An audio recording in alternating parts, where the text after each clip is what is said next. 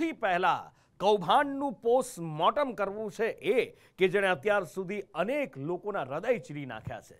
આરોગ્ય વિભાગમાં ચાલતી પોલમ પોલે હોસ્પિટલો અને ડોક્ટરોને હૃદય ચીરવાનો ખુલ્લો પીળો પરવાનો આપી દીધો। ખ્યાતિ હોસ્પિટલનો ખેલ ખુલ્લો પડ્યો અને 7 દિવસ થઈ ગયા છે, પણ હજી સુધી માત્ર એક આરોપી પકડાયો છે, ડોક્ટર પ્રશાંત વજીરાણી, જેણે પૈસા માટે 10 કલાકમાં 19 લોકોને ચીરી નાખ્યા। હવે પૈસાના જોરે પોલીસ કસ્ટડીમાં એ વીવીઆઈપી સુવિધા પણ મેળવી રહ્યો હતો।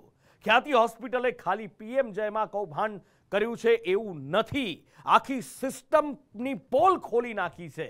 અહીંયા સુધી વાત તો ઠીક છે, પણ આ ડોક્ટરના વેશમાં શૈતાન બેઠા છે જે કોઈને પણ ચીરતા ખચકાતા નથી એ વાતની સાબિતી પણ આપી છે। ખ્યાતિના કૌભાંડના ઓપરેશનનું પોસ્ટમોર્ટમ, ડોક્ટરના વેશમાં શૈતાન નીકળ્યો વજીરાણી। ખ્યાતિકાંડે આરોગ્યના સિસ્ટમની પોલ ખોલી। રાજ્યના બહુચર્ચિત ખ્યાતિ મલ્ટી સ્કેમ હોસ્પિટલ સામે તપાસનો ધમધમાટ શરૂ થયો છે। ખ્યાતિ હોસ્પિટલ સામે ફરિયાદ નોંધાયાને 9 દિવસ થઈ ગયા છે, પરંતુ પોલીસે હજી સુધી એક જ આરોપીને ઝડપ્યો છે, ડોક્ટર પ્રશાંત વજીરાણી। જ્યારે હોસ્પિટલનો સીઈઓ ચિરાગ રાજપૂત, જેને મીડિયામાં નિવેદનબાજી કરતો હતો, તે ગાયબ થઈ ગયો। ડાયરેક્ટર અને અન્ય શહેરોમાં હોસ્પિટલ ચલાવનાર સંજય પટોલિયા પણ ફરાર છે। ડાયરેક્ટર અને ખ્યાતિ ગ્રુપનો માલિક કાર્તિક પટેલ વિદેશમાં।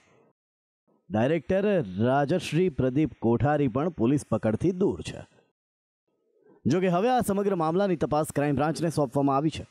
ક્રાઇમ બ્રાન્ચના જેસીપી શરદ સિંઘલ કહી રહ્યા છે કે તમામ આરોપીઓને ઝડપી પાડવામાં આવશે। તપાસ શરૂ છે। કાલે રાત્રે ક્રાઇમ બ્રાન્ચ એનો કેસ કાગળ મળ્યા છે।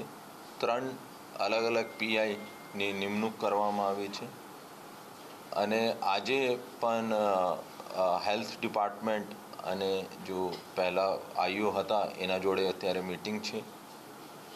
આરોપીઓનો પકડવા માટે એનો અગર લુકઆઉટ નોટિસ માટે જો 1-2 આરોપીનો પાસપોર્ટની ડિટેલ છે એના માટે કાર્યવાહી ચાલી રહી છે અને બાકી 1-2નો મળ્યા છે તો એનો પણ લુકઆઉટ નોટિસ જાહેર કરવામાં આવશે।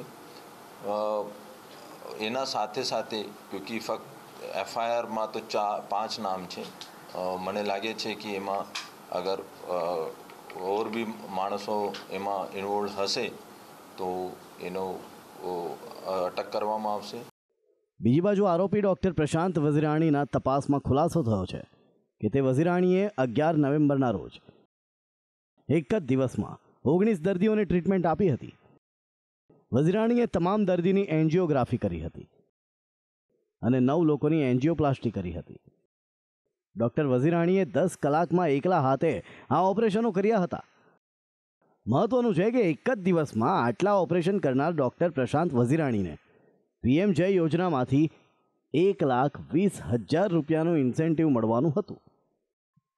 જોકે હાલ આરોપી ડોક્ટર પ્રશાંત વજીરાણી વસ્ત્રાપુર પોલીસના કસ્ટડીમાં છે, પરંતુ આ શૈતાન ડોક્ટર પોલીસ લોકઅપમાં વીવીઆઈપી ટ્રીટમેન્ટ મેળવી રહ્યો છે। વજીરાણીને ભોજનાલયનું ટિફિન નહીં પણ ઘરનું ટિફિન અપાઈ રહ્યું છે। એક વિડીયો સામે આવ્યો છે કે પોલીસકર્મી પ્રશાંત વજીરાણીના પત્નીને ભોજનાલય લઈ જાય છે, જ્યાં પોલીસ કર્મચારીના કહ્યાથી ભોજનાલયનો કર્મચારી ટિફિન પેક કરે છે।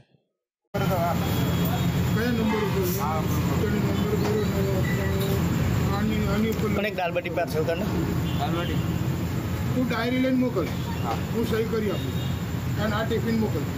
હા મોકલો, હા અત્યારે મોકલી દે, જમવાનું તમે ફોન કરેલું જ છે અને ડાયરી લઈને મોકલ એટલે હું લખી આપું ભાણું। તારે અહીંથી ભાણું આપવાની જરૂર નથી, આ ભાણું એટલે લખી દઉં છું આમાં, મોકલજે આવું। હા મોકલજો। જેનાથી પોલીસની કામગીરી પર શંકા ઉઠી રહી છે કે હજી સુધી આ કાંડના બીજા આરોપીઓ કેમ નથી ઝડપાયા। હું આપને જો ઇન્ક્વાયરી પૂરી થયા પછી તમામની ડિટેલ આપી દઈશ। આ પ્રકારે વીવીઆઈપી સુવિધાઓ આપવામાં આવે છે પોપ્યુલર બિલ્ડર બાદ આ ફરી એક વખત હું બતાવું છું આપને, જો એક વખત જો પેલી સર કાર્તિક પટેલ પણ હજી બહાર છે તપાસથી। ખેર, સંદેશ ન્યૂઝમાં અહેવાલ પ્રસારિત થયા બાદ વસ્ત્રાપુર પોલીસ સ્ટેશનના પીએસઓ લાલસંગ સાગરદાનને સસ્પેન્ડ કરવામાં આવ્યા છે। જોકે હવે ખ્યાતિકાંડ મામલે આરોગ્ય વિભાગ પણ હરકતમાં આવ્યું છે અને પીએમજયમાં ગેરરીતિ આચરનારી 7 હોસ્પિટલને સસ્પેન્ડ કરાઈ છે, તો 4 જેટલા કૌભાંડમાં સ્પેશિયાલિસ્ટ ડોક્ટરોને સસ્પેન્ડ કરવામાં આવ્યા છે। પીએમજેમાં કઈ 7 હોસ્પિટલ સસ્પેન્ડ કરાઈ એ હોસ્પિટલોના ઉપર જો એક નજર કરીએ તો અમદાવાદની ખ્યાતિ મલ્ટી સ્પેશિયાલિટી હોસ્પિટલ, અમદાવાદની જ નારીત્વ હોસ્પિટલ, અમદાવાદની શિવ હોસ્પિટલ, ગીર સોમનાથની જીવન જ્યોત આરોગ્ય સેવા સંઘ, રાજકોટની નિહિત બેબી કેર ચિલ્ડ્રન હોસ્પિટલ, સુરતની સનશાઇન ગ્લોબલ હોસ્પિટલ અને વડોદરાની પણ સનશાઇન ગ્લોબલ હોસ્પિટલ. આ સાથે આરોગ્ય વિભાગે પીએમજે અંતર્ગત થયેલા 1 વર્ષના કેસોની રેન્ડમ તપાસ પણ કરશે. હાલ તો આરોગ્ય વિભાગ અને પોલીસ વિભાગે કૌભાંડી ડોક્ટરો અને કૌભાંડી હોસ્પિટલો સામે ઓપરેશનો શરૂ કર્યા છે. ત્યારે આ ઓપરેશનથી મૂળ બીમારી કેટલી ઠીક થાય છે કે પછી ઓપરેશન નામ પૂરતું રહે છે તે જોવું રહ્યું. બ્યુરો રિપોર્ટ, સંદેશ ન્યૂઝ. પાછલા કેટલાક સમયથી રાજ્યમાં ખાતરની ખેંચ ઊભી થઈ છે. ખેડૂત ખાતરની એક થેલી માટે વહેલી સવારથી લાઇનમાં ઊભો રહે પણ ખાતર મળે નહીં. સરકાર કે ખાતરની કોઈ ખેંચ નથી, ખેડૂત કે ખાતર મળતું નથી. આખરે ખાતર ક્યાં જાય છે, ખાતર કેમ નથી મળતું, એને લઈ ઘણા તર્ક વિતર્ક શરૂ થયા. પણ પહેલીવાર સરકારે એકરાર કર્યો કે ખાતર નથી. આખરે કેમ અને નથી તો મળશે ક્યારે, હવે જુઓ. ચોમાસું સિઝન બગાડ્યા બાદ રાજ્યના ખેડૂતો શિયાળુ સિઝન માટે મહેનત કરી રહ્યા છે. પહેલા કુદરત રૂઠી તો હવે સિસ્ટમ રૂઠતા ફરી એકવાર રોવાનો વારો આવ્યો છે. ખેડૂત શિયાળાની સિઝનની તૈયારી કરી રહ્યો હતો પણ તેને ખાતર મળતું નથી. દેવભૂમિ દ્વારકાના જામ ખંભાળિયામાંથી ખાતરની રાવ ઉઠી છે. ડીએપી માટે ખેડૂતો વહેલી સવારથી લાઈનો લગાવે છે પણ ખાતર મળતું નથી. રવિ પાકના વાવેતર સમયે જ ખાતરની ખેંચતાણ ઊભી થતા ખેડૂતો મુશ્કેલીમાં મુકાયા છે કે કરવું તો હવે કરવું શું. સરકારને કંઈક અમારો બધો મત લેવો હોય તે અડિયું કરે. અત્યારે અમારી કોઈ સંભાળ નથી લેતી. કરોડ મેળે ને અમારા ગળામાં છે તોય અમે શિકારી છે પણ અટાણે નથી કોઈ અમારી સંભાળ લેતા. ખેડૂતને 800 રૂપિયા દેતા માણસ તો અમે 6 વાગ્યાના 300 માણસની લાઈન ઊભી. હવે આમાં અમારે કરવું કોક સંભાળતા લ્યો ખેડૂતની. આ અગાઉ રાજ્યના અન્ય વિસ્તારોમાંથી પણ ખાતરની ખેંચતાણની રાવ ઉઠી ચૂકી છે. 18 તારીખે પંચમહાલથી ખેતરની તંગીના અહેવાલ સામે આવ્યા હતા. 16 તારીખે અરવલ્લીના મેઘરજ અને અમરેલીના બાબરાથી ફરિયાદો ઉઠી હતી. 15 તારીખે રાજકોટથી ખાતરની ખેંચની ફરિયાદ ઉઠી હતી. અત્યાર સુધી કૃષિ મંત્રી કહી રહ્યા હતા કે ખાતરનો પૂરતો જથ્થો છે. ખાતર માટે હેલ્પલાઇન નંબર પણ જાહેર કર્યો. પણ હવે આટલા સમય પછી પહેલીવાર કૃષિ મંત્રીએ એ વાતનો સ્વીકાર કર્યો છે કે રાજ્યમાં ખાતરની ખેંચ ઊભી થઈ છે. કોઈ કારણસર પૂરતો જથ્થો પહોંચ્યો નથી અને સાથે જ તેમણે ફરી એક નવી બાંહેધરી પણ આપી દીધી કે 1 સપ્તાહમાં ખાતરની સમસ્યા દૂર થઈ જશે. આપણા રવિ પાકમાં ગુજરાત રાજ્યને જોઈએ આપણે જે જથ્થો માંગ્યો હતો કેન્દ્ર સરકાર પાસેથી એટલો જથ્થો કેન્દ્ર સરકારે ગુજરાત માટે રવિ સિઝન માટે ફાળવી દીધો છે. પણ અમુક સંજોગોના કારણે ફાળવેલો જથ્થો રાજ્યમાં સમયસર પહોંચી શકતો ન હોવાના કારણે થોડીક ખાતર અંગે તકલીફ જેવું વાતાવરણ ઊભું થયું છે. અને એનપીકે ખાતરની ખૂબ જ જરૂરિયાત હોવાના કારણે એક સાથે સિઝનની વાવેતરની શરૂઆતમાં આ સ્થિતિ અત્યારે રાજ્યમાં છે.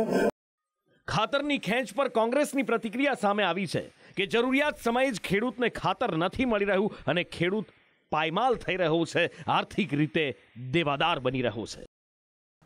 અત્યારે વાવેતરનો સમય છે અને એમાં ખેડૂતોને મોટા પ્રમાણમાં ડીએપી એનપીકે ખાતરની જરૂર પડે છે. આ પાયાનું ખાતર છે. જો સમય ના મળે તો એના ઉત્પાદનમાં પણ અસર પડે છે અને ખાસ કરીને વાવેતર મોડું થાય તો આખી સિઝન ખોરવાઈ જાય છે. અત્યારે એક તરફ સરકાર એમ કે કૃષિ મંત્રી એમ કહેતા હોય કે ખાતરની કોઈ તંગી નથી, જોઈએ એટલું ખાતર મળે છે. પણ આજે ગુજરાતમાં ગમે ત્યાં જાઓ ખાતર લેવા માટે ખેડૂતોએ દર ભટકવું પડે છે, લાઈનોમાં ઊભું રહેવું પડે છે. રાજ્યના કૃષિ મંત્રીએ પહેલીવાર ખાતરની ખેંચ હોવાનું સ્વીકાર્યું છે અને તેમણે 1 સપ્તાહમાં સમસ્યાનો ઉકેલ આવશે એવી બાંહેધરી આપી છે. કહેવત છે, ખેડ ખાતર અને પાણી ઉપજ લાવે તાણી. પણ શિયાળુ સિઝન સારી જાય એ માટે સરકારે ખાતરની વ્યવસ્થા તો કરવી પડશે ને. કૃષિ મંત્રીએ 1 સપ્તાહનો સમય ખાતર માટે માંગ્યો છે. પણ આ પહેલા પણ એવું કહેવામાં આવ્યું હતું ખાતરનો જથ્થો મધદરીએ અટક્યો છે, આજે આવે કાલે આવે. પણ તેમ છતાં હજી પણ ખાતરની ખેંચ ઓછી નથી થઈ. ત્યારે આ વાયદા પર ભરોસો કરવો તો કરવો કેવી રીતે? અને ખરેખર શું એક સપ્તાહમાં આ ખાતરની ખેંચ પૂરી થઈ જશે? એક સપ્તાહમાં ખાતરની ખેંચ પૂરી થાય તો પણ રવિ પાકનું વાવેતર એક સપ્તાહ મોડું જાય, જે ખેડૂતોને ખૂબ મોટું નુકસાન કરાવી જાય એમ પણ છે. બ્યુરો રિપોર્ટ, સંદેશ ન્યૂઝ.